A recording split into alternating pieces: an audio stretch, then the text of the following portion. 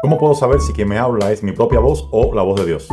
Yo considero que esta es una pregunta muy importante que todo verdadero cristiano debería considerar seriamente. Para responder a esta importante pregunta necesitamos tener en cuenta qué es nuestro monólogo interno. El monólogo interno es la voz de nuestra conciencia en el marco de nuestra mente, a través de nuestras emociones, pensamientos y sentimientos, y que se expresa a través de nuestra voluntad.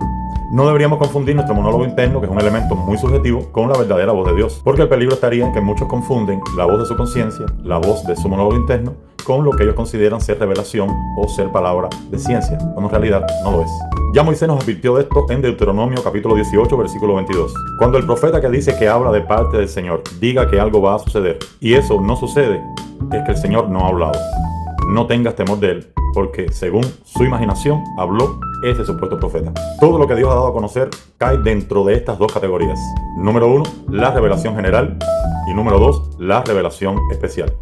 La revelación general, a la cual todos los seres humanos tienen acceso, incluidos los no creyentes, tiene que ver con la historia, la conciencia, la creación. De ahí las palabras del apóstol Pablo en Romanos capítulo 1, versículo 20. Porque todo aquello de Dios que es invisible, o sea, su eterno poder y todo lo que lo hace ser Dios, se ha hecho claramente visible desde la creación del mundo.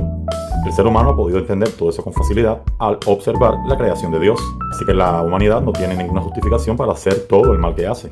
En cambio, la revelación especial, solo accesible para los creyentes, es por medio de su palabra escrita, la Biblia, y por medio de la palabra encarnada en la persona de nuestro Señor Jesucristo. Todo pecador arrepentido que ha nacido del Espíritu, de manera sobrenatural es consciente de toda esa verdad revelada en la palabra escrita.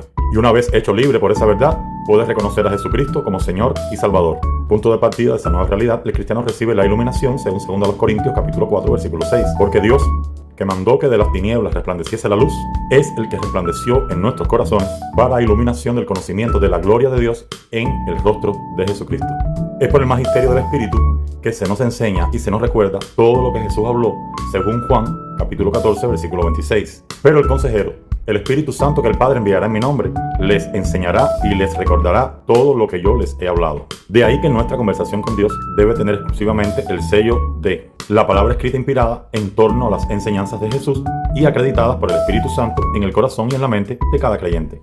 Cualquier cosa que se salga de este marco carece de total legitimidad y credibilidad y cae en el campo de la especulación, porque deja de ser la voz verdadera de Dios para ser la voz de mi propia imaginación.